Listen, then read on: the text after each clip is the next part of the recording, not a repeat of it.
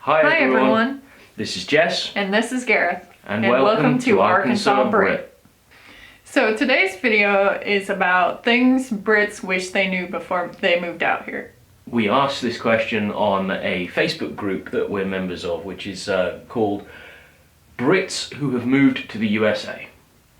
So some of this is going to be from our experiences and things we wish we knew, and some of it is going to be what people who are members on this particular Facebook group wish that they knew. Okay, so what's something you wish you'd known before you moved here? I did not know that as an American, you have to still keep filing your taxes when you're outside the country. So when we got to that part in the visa paperwork, I was like, well, I don't have 3 years worth of tax returns. What do I do? So we had to backfile 3 years worth of taxes. I had never done my taxes before. It took me a week to figure the paperwork out. And then it took me another 3 days to do the other 2 years worth. Sent the paperwork off and waited. And waited. You can't order your tax transcripts through the online portal in the UK back then because it just didn't work trying to put your address in and authenticate who you were. So that was a big thing for me. Yeah, and just to clarify, the reason Jess didn't know that she had to file taxes isn't because she was dodging taxes or anything like that. It's because her father was US military and she'd been living on US military bases in the UK since she was a small child. So she'd never had to file tax because she hadn't been working. And we met in college in the UK, and so when she left college and went to work, she had never even seen her US passport up until then, so she didn't know that she's supposed to be filing taxes. It's just not something that anyone ever told her. Your sponsor, so Jess being my sponsor, had to fill out her tax information for the previous years. But it ended up taking so long to get back Jess's first lot of back taxes that by the time we'd got those done and through, it was actually time for the next lot of taxes. So they then put a hold on and made us wait until we'd got the next lot of taxes through. Yeah. And that also involved calling the tax people and trying to find out, well, is it done yet? Have you processed it? Can I get my transcript? And I ended up doing it through Skype. The first mistake I ever made was trying to make a call from my cell phone to the US. Don't do that. That cost me £50 for an hour of sitting on hold. Just don't do it. Get Skype. Much cheaper. So what do you wish you knew before you moved out here? Okay, so the big one for me that I wished I'd known before moving out here, when you fill out your sponsor form, you have to put down an address. And the address we used was my wife's grandparents' address, because we knew that we could receive mail to their US address no matter where we ended up living once we got out here. So we used their address for our mailing address, which meant that that's where they would send my green card when it was all ready and done.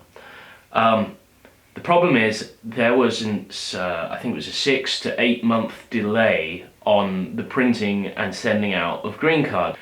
But what no one had told me was that if you do the change of address form, okay, and that you change your address in the USCIS online portal and on the green card webpage.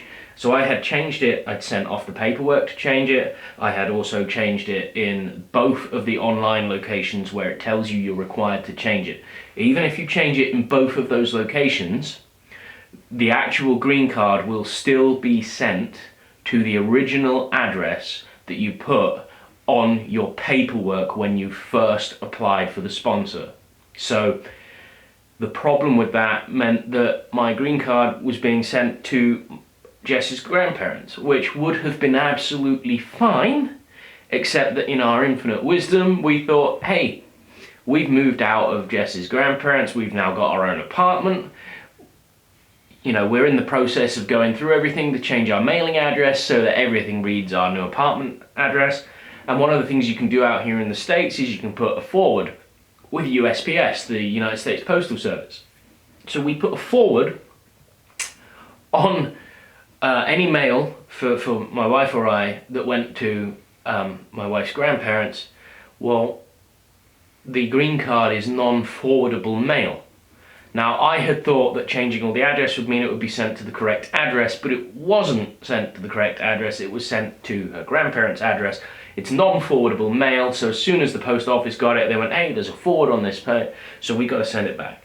So they sent it straight back to USCIS, who then destroyed the card because they thought that it's rejected or whatever they think, but they destroyed the card. So I had to... First of all, I called USCIS and they told me I couldn't open a support ticket until it was over 90 days late, despite the fact that we already knew what had happened by this point. Then I spoke to USCIS after that 90 days and they said, okay, we'll open a standard level ticket. So they opened a standard level ticket, but the standard level ticket does nothing but inform them that you think there's a problem. They don't actually seem to do anything on that. But you can't escalate that ticket for another 90 days. So we had to wait another 90 days, no green card, till we could escalate that ticket. Once we could escalate that ticket, it went up to a higher level, and then they told us that they would reprint our card and resend our card, but this time to our new address. Then they put it in the queue to be printed, but it was still like a 6-month delay on printing the card. So I was actually in the States for over a year before I ever even got my green card. There was a lady called Sian who posted in the group about her struggles to get a driving license out in the States, not through any difficulty with the tests or anything, but because of the difficulties in proving that you're allowed a driver's license out here.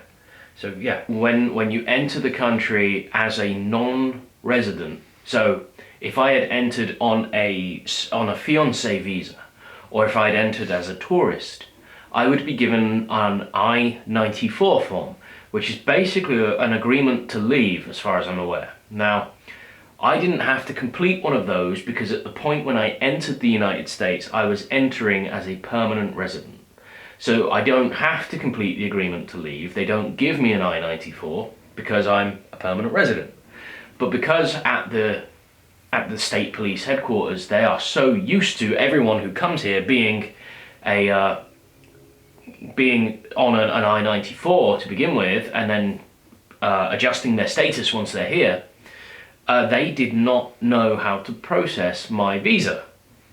And I got lectured by a guy who was saying that he'd been doing this since before I was born and that he'd seen everything, and I was trying to explain to him that he was incorrect, that I don't have an I-94.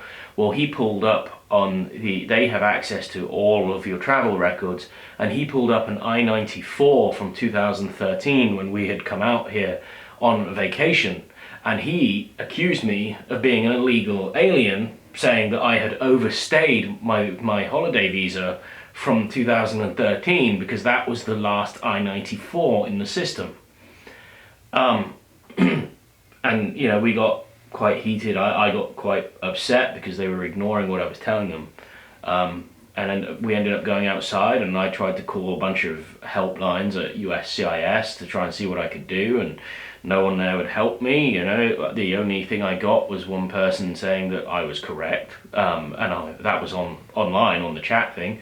So I was like, well, no, let's go back. So we went back and I said, hey, look, I know that you're thinking that this is the way that you have to do it, but please you've probably never had someone that came through the consulate system the way I did and entered as a permanent resident already. Please just run it this way. This is the way they're saying online that you must run it through Save.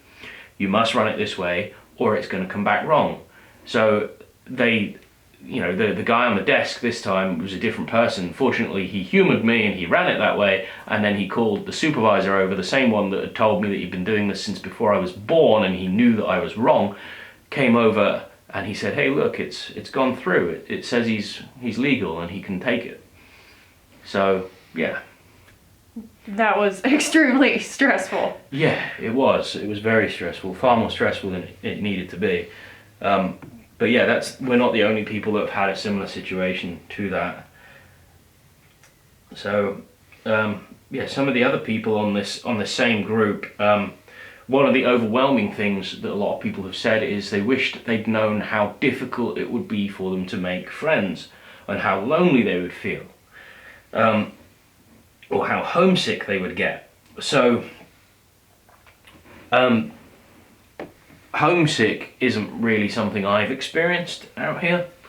I miss my friends and my family very much, but I don't ever really have the desire to go back to England.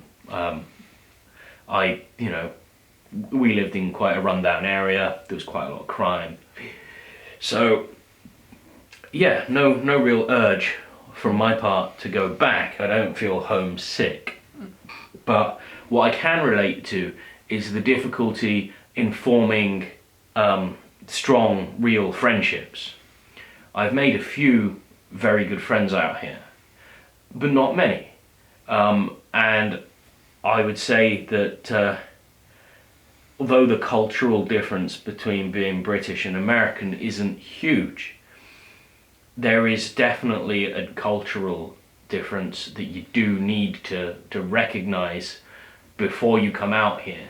You need to know that you're not going to come out here and find that everybody, immediately clicks with you. Then, people aren't going to get your sense of humor very well.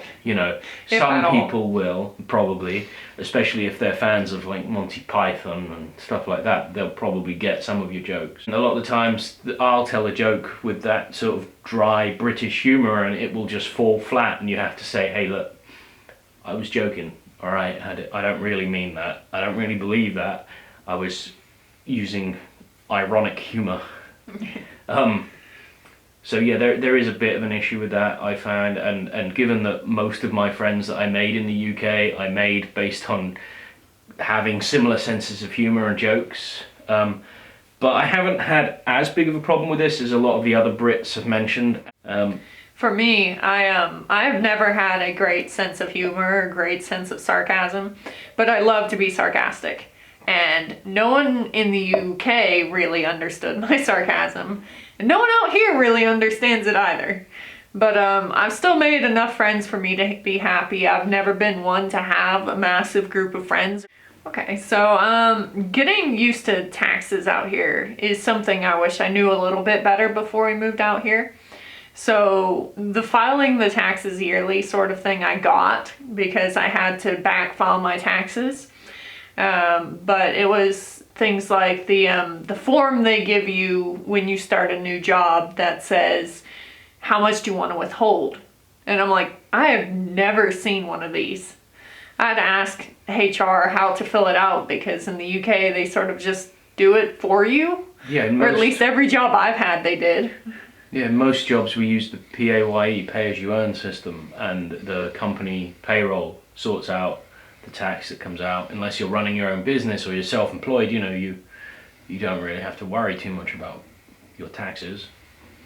Yeah, and as well as that, there were things like registering our car. We have to declare what we own and, pay the taxes on it and everything else. Like, I didn't know how registering a car worked here in this state.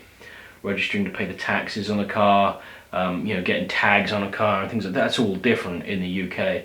So in the UK, vehicles have a license plate.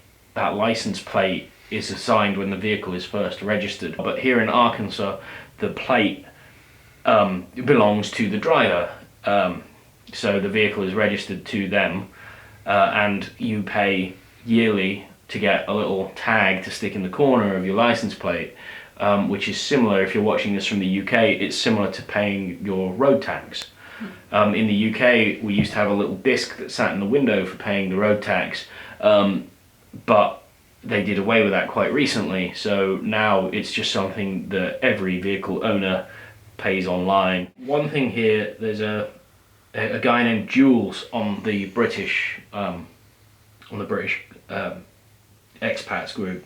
And he replied and he said that he wished he'd known more about the education system and how it works here.